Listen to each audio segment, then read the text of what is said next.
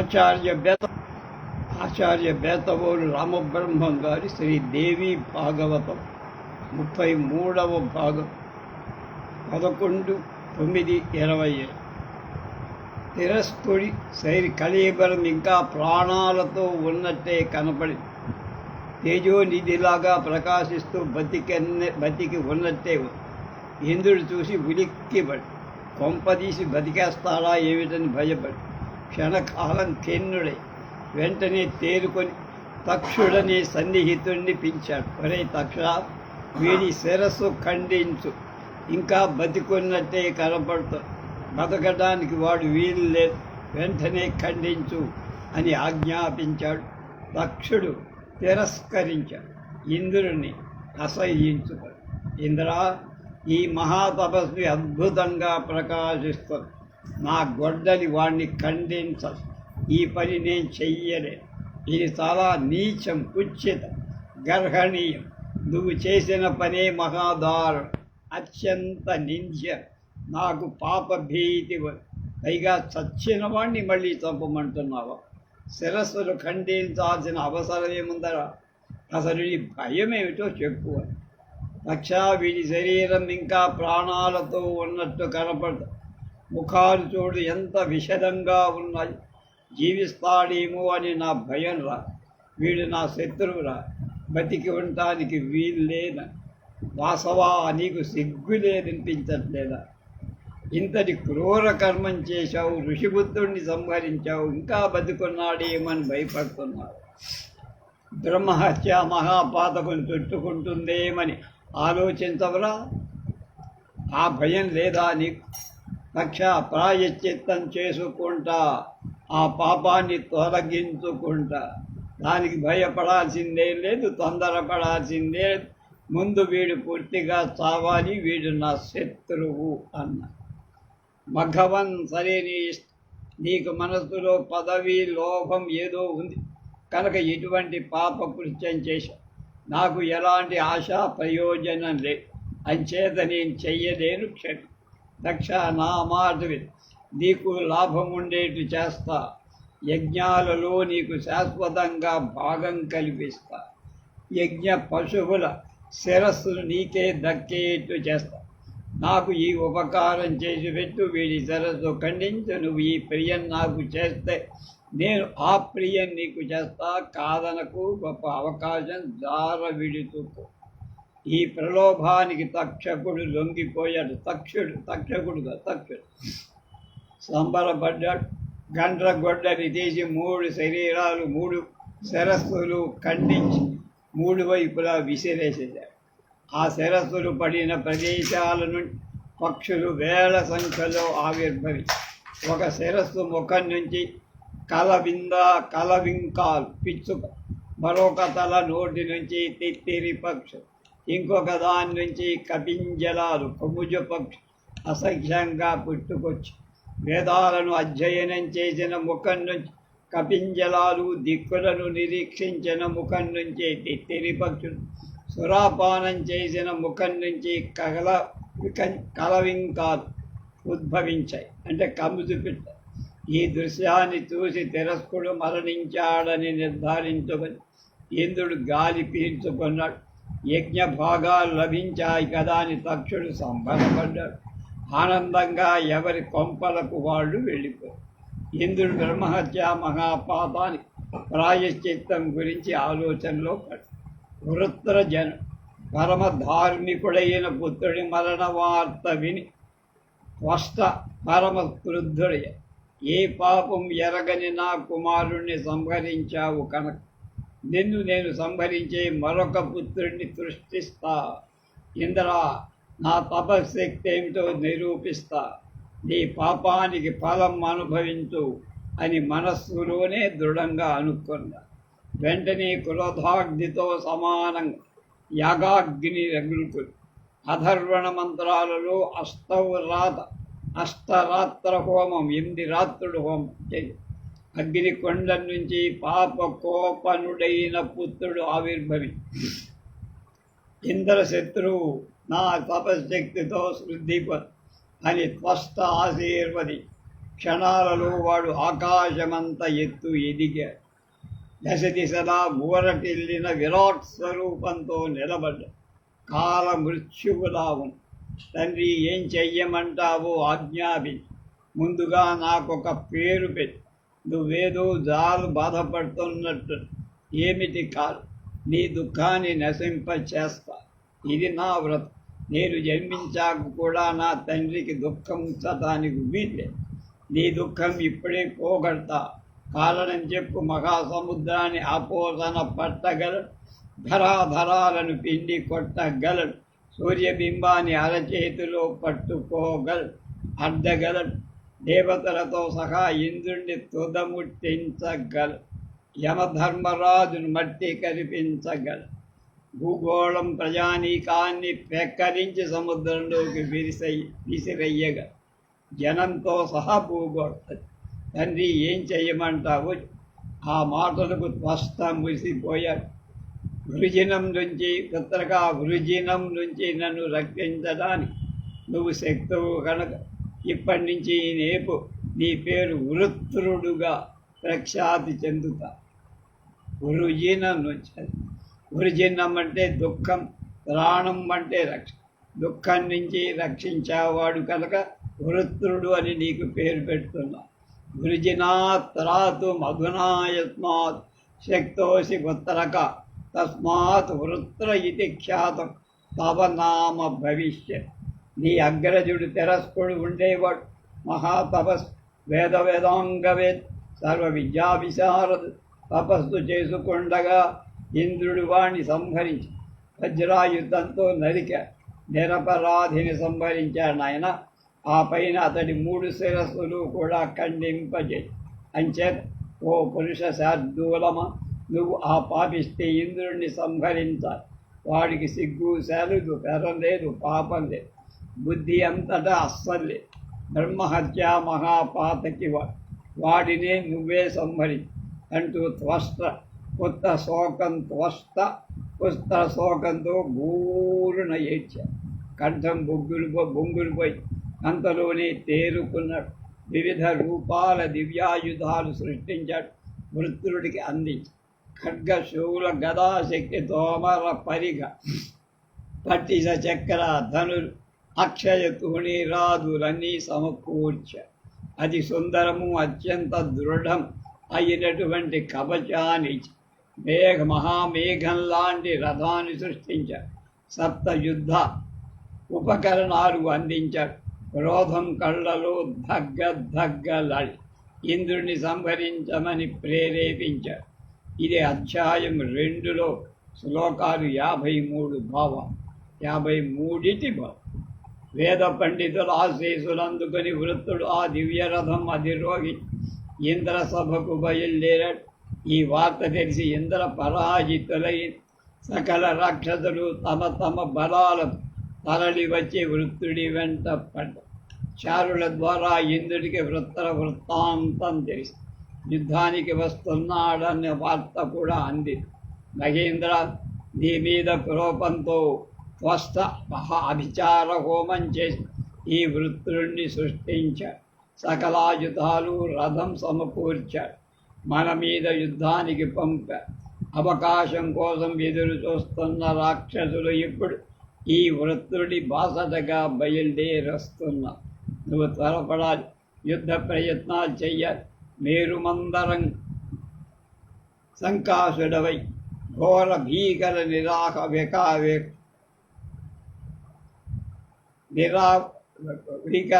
రావాలతో వృత్తుడు వచ్చి పడుతున్నాడు. చారుడిలా తెలియజేస్తుండగా మరికొందరు దేవతలు పరుగున వచ్చి ఇంద్రుడి దగ్గరకు వచ్చి వాళ్ళ ముఖాల్లో భయం స్పష్టంగా కనపడుతున్నది. దేవనాయక, మన నగరం అంతా అపశకునాలు కనిపిస్తున్నాయి. కాకులు, గద్దలు, డేగలు అరుస్తూ భవనాల మీద ఎగురుతున్నాయి వాల్తో.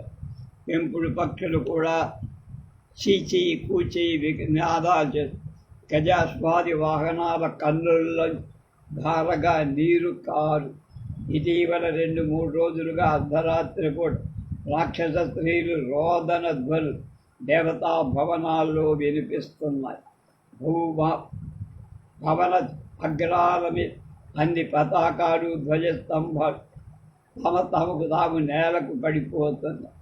నల్లని వస్త్రాలు ధరించిన స్త్రీలెవరు వికృత ఆకారాలతో ఇంటింటికి వెళ్ళి గృహ యజమానులను ఖాళీ చేసి త్వరగా పారిపోమ్మ బెదిరిస్తున్నారు. దేవకాంతలకు రోజు దుస్వప్నాలు. రాక్షస స్త్రీలు వచ్చి తమను జుట్టుబట్టుకొని లాగుతున్నట్టు కలం. రాత్రిపూట నక్కల పూతలు భీకషణంగా ఉన్నాయి. మహేంద్ర, ఈ దుర్నిమిత్తాలకు కారణం ఏమిటో తెలియక ఏ ఉపద్రవం రాబోతోందో అని దేవతలంతా భయపడుతున్నారు ప్రభువు అని. ఇంద్రపల చారులను దూతలను పంపించేసి ఇంద్రుడు బృహస్పతిని కలిశారు. దుర్నిమిత్తాలు శాంతింప చెయ్యమని, దేవతలకు తనకు మనశ్శాంతి ప్రసాదించమని, ఏదైనా ఒక మంచి ఉపాయం చెప్పమని. సహస్రాక్ష, నేనేం చెయ్యగలనురా? ఏ పాపము ఎరగని ముని కుమారుణ్ణి చంప తపస్సులో ఉండగా మరి నెత్తిమీ తెచ్చుకొని పుణ్యపాపాలు అత్యుత్కటంగా చేస్తే వాటి ఫలితాలు కూడా త్వరగానే వస్తాయి. అంచేత ఏ పనైనా చెయ్యబోయేము బాగా ఆలోచించి చెయ్యాలి. ఎవరిని సలహా కోరకుండా స్వయంగా వెళ్ళి ఆ రోజున ఆ తపస్విని సంహరించి వచ్చావు కదా, ఆ రోజునే ఇలా సలహామని చెప్పమని సహకరించమని అడిగితే నేనేం చేసేవాడిని?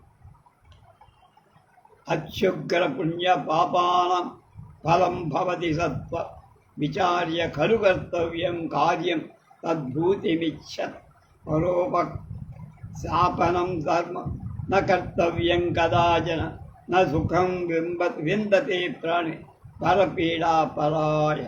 పరుల మనస్సులతో నొప్పించే పనులు ఎవడూ చెయ్యకూడదయ్యా. పరపీడా పరాయణుడికి ఎప్పుడూ సుఖం ఉండదు.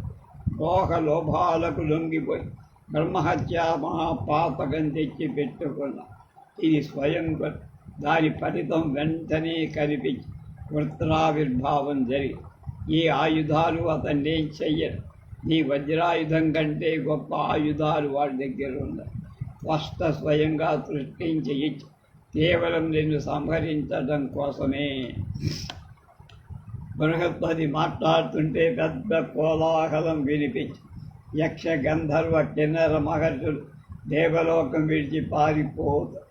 ఇంద్రుడు కూడా చూసి ఆశ్చర్యపోయి వెంటనే అష్టదిక్పాలకుల సకల సేనాపతులకు కబురు పెట్టి వసువులను, రుద్రులను, అశ్వినులను, సూర్య చంద్రులను తమ తమ సేనలతో బయలుదేరి రమ్మని ఆజ్ఞలు పంపారు. క్షణాల మీద సన్నద్ధులై విమానాలు అధిరోహించి తరలివచ్చి ఇంద్రుడు ఐరావతం అధిష్ఠించి వజ్రాయుధం ధరించి సేనాగ్రభాగా నిలిచాడు. వృత్తుడికి ఎదురు నిలిచి వృత్తుడు సకల దానవ సేనా సహితుడై మానసోత్తర తీరంలో మానస సరోవరానికి ఉత్తరది విడిది చేశాడు. ఇంద్రుడి సైన్యం అక్కడికి చేరుకున్నాడు. సైన్యంతో అక్కడి ఇద్దరికి భీషణ సంగ్రామం మొదలై 100 ఏళ్ళు సాగింది. సకల లోకాలు మహోపద్రావంగా పరిణమించింది. అష్టదిక్పాలకులు ఒక్కొక్కరు వీగి పలాయనం చిత్తగిస్తున్నారు. ముందుగా వరుణుడు పారిపోయాడు. తర్వాత వాయుగుణ, తర్వాత యమ, సూర్య, చంద్ర వరుసగా పరుగులు లంకించుకున్నారు. అది చూసి వజ్రపాణి బెంబేలు పడి తాను రణరంగం నుంచి పలాయనం చిత్తగించాడు. వృత్తుడు విజయ గర్వంతో ఆశ్రమానికి తిరిగి వచ్చాడు. తండ్రికి నమస్కరి, తండ్రి, ఇంద్రాది దేవతలు దేవతల్ని జయించారు. అందరూ కకావికలై పారిపోయి సింహం చూసిన లేడి పిల్లల్లా పారిపోయి ఇంద్రుడు కాలికి బుద్ధి చెప్పి అతడి ఐరావతాన్ని బంధించి తెచ్చి ఇదిగో భయపడి పారిపోతున్న వాళ్ళని సంహరించకూడదని నీతికి కట్టుబడి ఇంద్రుణ్ణి వదిలిపెట్టేశారు. ఇంకా ఇప్పుడు ఏం చెయ్యమని ఆజ్ఞ అన్నాడు. కుమారుడి మాటలకు స్పష్ట సంతోషించాడు. చిరంజీవి, ఈవేళ నేను పుత్రవంతుడయ్యా. నా జీవితం సఫలమయ్యింది. క్రోధం చల్లారి మనసు శాంతి. నీ శక్తి సామర్థ్యాలు చూశాక ధైర్యం వచ్చి కానీ పుత్రక మరొక్క ఉపకారం నాకు చెయ్యి. అదేమిటంటే చెబుతారు. నువ్వు సావధాన చిత్తుడవై దృఢ సంకల్పంతో స్థిర ఆసనం వేసు తీవ్రంగా తపస్సు చేయి. బ్రహ్మదేవుణ్ణి ప్రసన్నుణ్ణి చేసుకో అని కవినాశిత్వాన్ని వరంగా పొంద. అప్పుడు దురాచారుడైన ఇంద్రుడు నీ తపస్సుకు జిత్తుల మారి తపస్సులను భంగపరిచే విద్యలో వాడి కంటే ఆరితేరిన మొగాడు లేడు కనుక వాడిని నమ్మకు. ఇది గుర్తుంచుకొని తపస్సు వల్ల సాధ్యంగాంది ఏదీ లేదు. ఏనాడు నమ్మకు. ఇది సంపదలు, బుద్ధి, వైభవ, యుద్ధ విజయాలు అన్నీ తపస్సుకే సాధ్యం. బ్రహ్మను ఆరాధి అతను సంతృప్తి చెందితే ఏ వరమైనా ఇస్తారు. వరం పొంది పాపిస్తే ఇంద్రుణ్ణి సంహరించింది. తపస్సు చేసుకుంటున్న నిరపరాధిని సంహరించి నాకు పుత్ర శోకం కలిగించిన దుర్మార్గుడు వాడు అంతరించే వరకు నాకు మనశ్శాంతి ఉండదు. నువ్వే సమర్థుడివి, నా పుత్ర శోకం తొలగించగలవాడు. వృత్ర తపస్సు బ్రహ్మవ. తండ్రి ఆజ్ఞ శిరసావహించి వృత్తుడు వెంటనే బయలుదేరాడు. గంధమాదన పర్వత శిఖరం వేసుకున్నాడు. పుణ్యనదిలో స్నానం చేసి కుశలు పరుచుకొని స్థిరాసనం వేసి కూర్చున్నాడు. అన్నోదకాలు వదిలి యోగ మార్గం ఆశ్రయించి సృష్టికర్తను ఆరాధించాడు. ఇంద్రుడికి విషయం తెలిసింది. కంగారు పడ్డాడు. తపస్సును భంగపరుద్దామని ప్రయత్నించాడు. గంధర్వ, యక్ష, కిన్నర, పందగ, సర్ప, విద్యాధర జాతుల వాళ్ళందరినీ రకరకాలుగా ప్రయోగించాడు. అప్సరసలు అందరినీ వినియోగించాడు. ఏ ఉపాయం అక్కడ పారడు. వృత్తుడు నిశ్చలంగా తపస్సు చేసుకుంటే 3వ అధ్యాయం 60 శ్లోకాల భావం. వృత్తుడి తపస్సు నిర్విఘ్నంగా 100 ఏళ్ళు సాగి బ్రహ్మదేవుడు సంతోషించి హంసవాహనంతో ప్రత్యక్షమై నీ ఇష్టం వచ్చిన వరం కోరుకో అబ్బాయి. వృత్తుడి కళ్ళల్లో ఆనంద బాష్ప.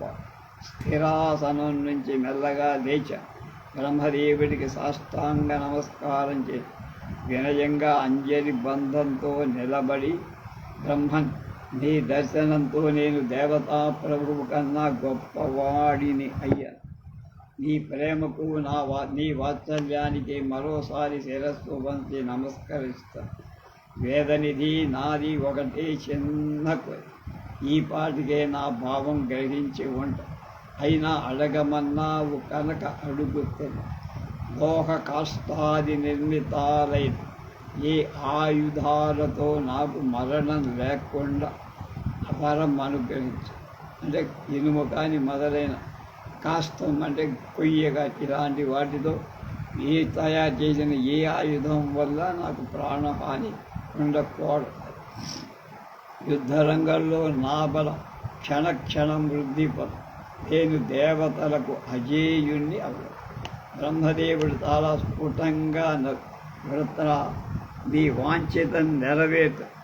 ఎండినది కాదు, తడిసింది కాదు, పాషాణ నిర్మితం కాదు, దారు నిర్మితం కాదు అయిన ఏ ఆయుధంతో కూడా నీకు మరణం ఉండదు. సంతోషమే కదా, వెళ్ళిరా అని చెప్పి చతుర్వదనుడు అంతర్ధానం చేసి నా శుష్కేన నా చార్ధ్రేణ నా పాషాణేన దారుణ భవిష్యతి చతే మృత్యురితి సత్యం బ్రవీమ్య. వృత్తుడు సంబరపడుతూ కొంపకి చేరాడు. తండ్రికి చెప్పాడు. ఆనందించాడు. కుమారా, నీకు శుభమవుగా. మన శత్రువు దేవేంద్రు తిరితరస్కుడి సంహరించిన ఘాతకు మహాపాపా. వెంటనే వాణ్ణి సంహరించి నాకు నిజమైన ఆనందం కలిగి నువ్వు ఇంద్ర పదవిని అధిష్ఠించాలి. నేను చూడాలి. అప్పుడు నా మనోవ్యధ తీరాలి. నాయన, తండ్రి జీవించి ఉన్నంత కాలం అతడి మాటను జవదాటకపోవడం, వృద్ధాప్యంలో పోషించడం, గతించిన పిదప అతడికి అన్నదానాలు పుష్కరంగా చెయ్యదు, గయలో పిండ ప్రదానం చెయ్యదు అనేవి 3 ఉత్తమ పుత్రుడి లక్షణాలు. ఇవి చేస్తే కొడుకు లేకపోతే కుళ్ళు కనిపించుకో. జీవతో వాక్యకరణాతిక్షయాయే పూరి భోజన కయాయాం పిండ దానాచ్చ త్రిభిః పుత్రస్య పుత్రక. కాబట్టి వెంటనే పూనుకొని నా కోరిక తిరస్ఫురిని నేను ఎంతకీ మర్చిపోలే. సచ్చీరుడు సత్యవాది సచ్చీరుడు మహాతపస్వి వెదవేత్ ఏ అపరాధం లేకుండానే చనిపోయాడు. చంపబడ్డ పుత్ర శోకాన్ని ప్రతీకారం చెయ్య. ఇంద్రుడిని నువ్వే తండ్రి మాటలు వింటూనే వృత్తుడు రథం ఎక్కాడు. ఇంద్రలోకం మీదకి దండయాత్ర ప్రకటించాడు. రణదుందుబులు కంక భేరి నాదాలు మొదలైనవన్నీ దశ దిశలా మారుమోగాయి.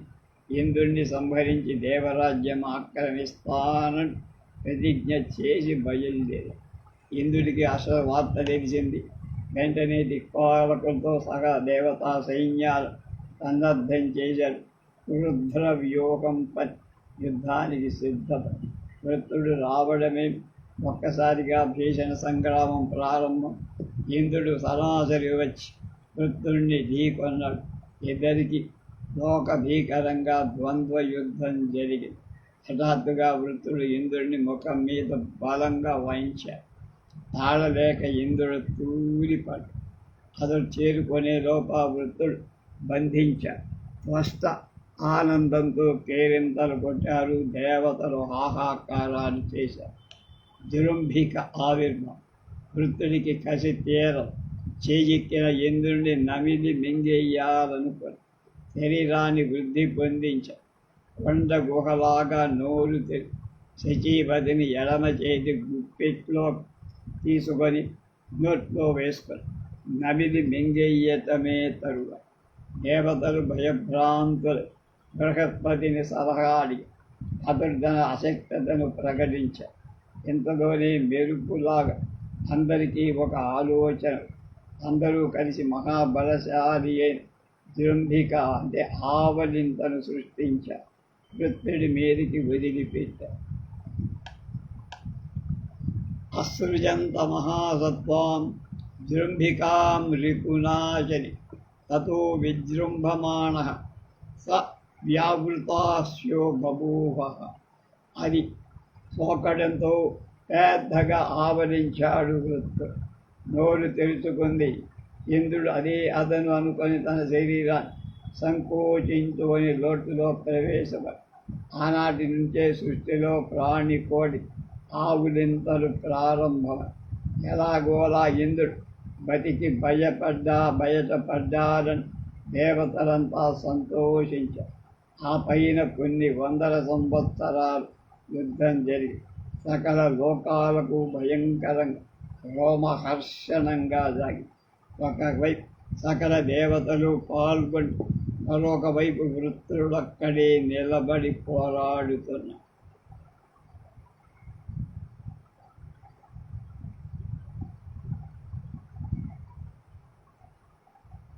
యుద్ధం జరుగుతున్న కొద్దీ వృత్తుడి బలం పెరుగుతూ దినాభివృద్ధి చెందుతుంది.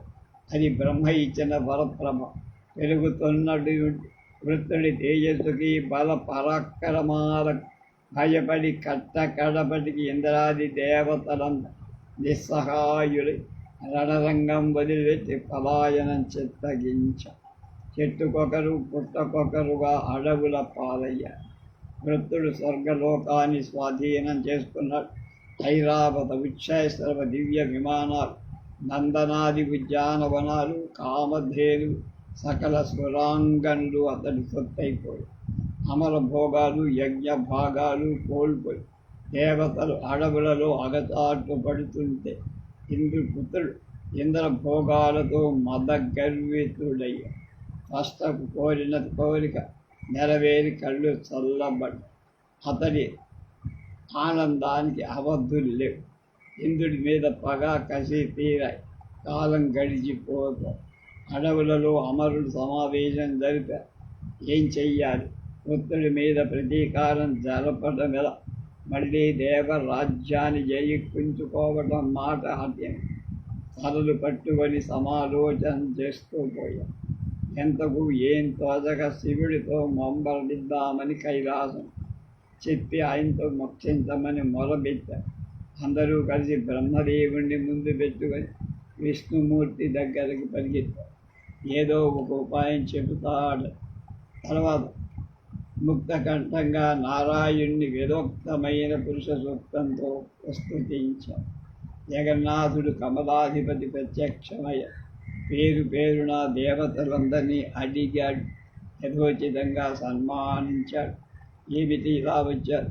బ్రహ్మేంద్ర మహేశ్వరుడు సైతం తరలి వచ్చారంటే ఏదో పెద్ద కారణమై ఉంటుంది.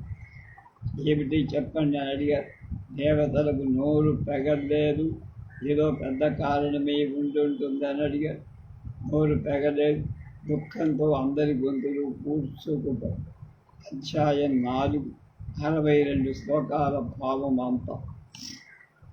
విష్ణుమూర్తితో దేవతల మంతన. కళ్ళలో నీళ్లు కుప్పుకుంటున్న దేవతలను చూసి సర్వార్థతత్వవేత్త అయిన విష్ణుమూర్తి ప్రేమ కలిగి సర్వార్థతత్వవిత్ ప్రేమ భవోర్భ్రాంత. దేవతలారా ఏమిటి మౌనంగా ఉన్నారు? మంచో చెడో శుభమో అశుభం ఏదైతే మరి అనుమానం లేకుండా చెప్పండి. మీ దుఃఖాన్ని తొలగించే ప్రయత్నం చెప్పండి అని మళ్ళీ మళ్ళీ అడిగాడు. అప్పటికి దేవత తేరుకొని నోరు మెదిప. ప్రభు ఏమీ ఎరగనట్టు అడుగుతావేంటయ్యా? ఈ 3 లోకాల్లో నీకు తెలియని ఏముంటుందయ్యా? పూర్వకాలంలో బలి చక్రవర్తిని పాతాళానికి అణగివేసిన ఇంద్రుడిని కాపాడవు అనచేసి, అలాగే వామనావతారం ధరించి త్రిభువనాలు ఆక్రమించారు. అమృతాన్ని దైత్యులకు అందజేసి దేవతలకు పంచి పెట్టారు. దైత్యులకు అందకుండా దేవతలకు పంచారు. దేవతలకు నువ్వే ప్రభు, ఆపద నుంచి కాపాడే సమర్థుడివి కూడా. ఇప్పుడు నువ్వే మమ్మల్ని కాపాడా అని దేవతలంతా చేతులెత్తి మిత్రులారా, భయపడక వృత్తుడిని సంహరించడానికి ఒక చక్కని ఉపాయం. మీరందరూ మునుపటిలా హాయిగా సుఖపడుగా నీకు హితం చెయ్యటం నాకు అవసరం. అందుకోసం నా బుద్ధికి నా బలాన్ని సంపదను అన్నింటినీ వినియోగిస్తూ అంతగా అవసరమై మోసం చేసైనా శత్రువుకు సంహారం చేద్దాం. నీకు జయం చేకూరు. అవశ్యం కరణీయేయం మే భవతాం చితమాత్మ అబుద్ధ్యా బలేన ఏనకైన చలేన సామ దాన భేద దండోపాయాలు 4. వృత్తుడు బ్రహ్మ ఇచ్చిన వరం వల్ల, స్పష్ట చేసిన సృష్టి వల్ల ఇప్పటికే అజేయుడు కనుక దండోపాయం కుదరదు. ఏకైక మహావీరుడు అసహాయ చూరుడు కనుక భేదోపాయం అస్సలు పడదు. స్వర్గలోక సంపదలన్నీ స్వయం చేసుకున్నాడు కనుక వాటిని లొంగదీసుకోవడం సామం ఒక్కటి మిగిలి ఉంది. ఇది ప్రయోగించి కన్నుగా ప్రతారణ చేసి మోసగి ప్రలోభపెట్టి ముందు వాడిని లొంగదీసుకో. ఆ పైన గుట్టు చప్పుడు కాకుండా చంప. ఇది వ్యూహం. కాబట్టి గంధర్వుల మీరంతా తెలిసి మహర్షుల వెంట వెళ్ళి వృత్తుడిని ఆశ్రయించండి. శపథాలు చేసి నమ్మకం కలిగి అతడి పక్షంలో చేరిపోయి గాఢంగా మైత్రిని నెరపండి. అతను దొరికినప్పుడల్లా నేను ఇంద్రుడి వజ్రాయుధంతో ప్రవేశిస్తూ ఉంటాను.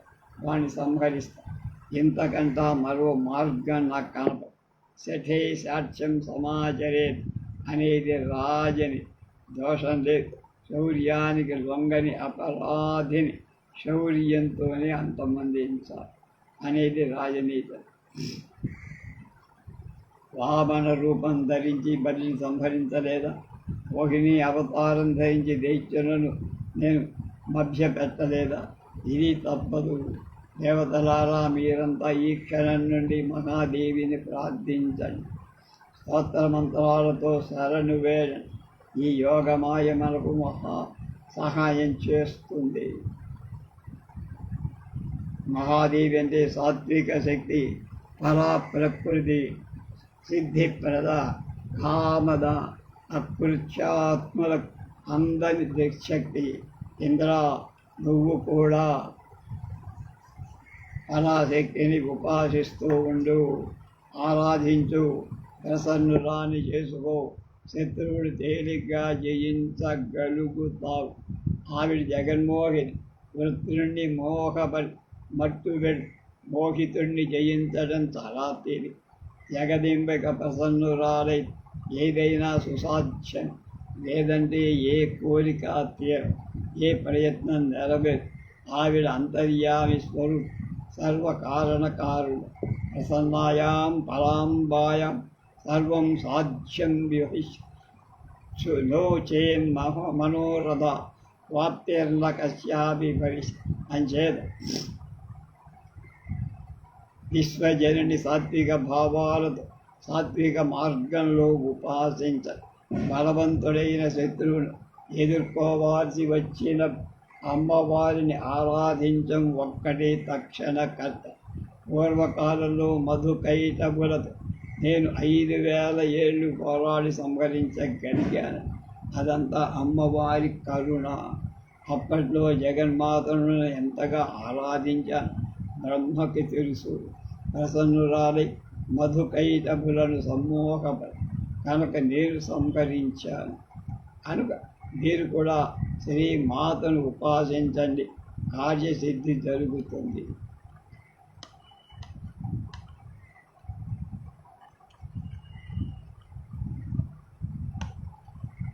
దేవతలు దేవిని ఏమని స్తుతి చేశారు? చివరికి వృత్రాసుర